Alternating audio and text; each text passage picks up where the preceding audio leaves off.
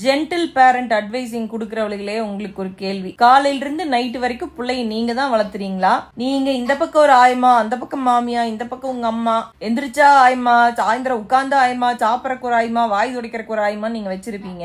உங்களுக்கெல்லாம் ஜென்டில் பேரண்டிங்கோ இல்ல பேரண்டிங் எப்படி பண்றதுன்னு சொல்லி கொடுக்கறதுக்கு தகுதியே கிடையாது. சரியா? உங்களை சுத்தியே ஆண்ட்ராச் பண்றதுக்கு ஒரு 10 பேர் இருப்பாங்க. இதுல ஜென்டில் பேரண்டிங் அட்வைஸ் எல்லாம் குடுக்குறீங்களே, உங்களுக்கு கொஞ்சம் கூட கூச்ச நாச்சமா இல்லையா அப்படின்னு நாங்க கேக்குறோம். பிகாஸ் இது நாங்க பெருமையா சொல்லல.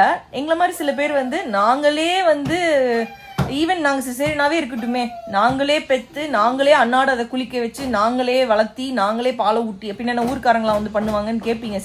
சில பேர் அதுக்கு ஆள் வச்சிருக்காங்க, குழந்தைய தூக்கி கொடுக்கறதுக்கு, உட்கார வைக்கிறதுக்கு, தொட்டல்ல போட்டிருக்கலாம். ஆனா நாங்க குளிக்க வைக்கிறதுல இருந்து அது பள்ளிக்கூடம் போற வரைக்கும் நாங்க தான் வளர்த்துறோம் ஒத்தையாளா. Not even one support from மாமியார் ஆர் மம்மி. ஓகே, இந்த மாதிரி இல்லாம நாங்களே வளர்த்துறோமே, நாங்க பண்றதுக்கு பேர் தான் பேரண்டிங். ஆனா நாங்க ஒரு நாளும் நாங்க ஜென்டில் பேரண்டிங் பண்ணி சொல்லி கொடுக்குறோம் இல்ல பேரண்டிங் சொல்லி கொடுக்குறோம் அப்படின்னு நாங்க என்னைக்குமே சொல்ல மாட்டோம். பிகாஸ் அவங்களுக்கு அவங்கவுங்க பிள்ளை வளர்த்து தெரியும், அதனால அவங்கவுங்களே பண்ணிக்குவாங்க. இந்த ஜென்டில் பேரண்டிங் குழந்தைகிட்ட எப்படி பேசணும், எப்படி வளர்க்கணும் எத்தவளுக்கு தெரியாதா?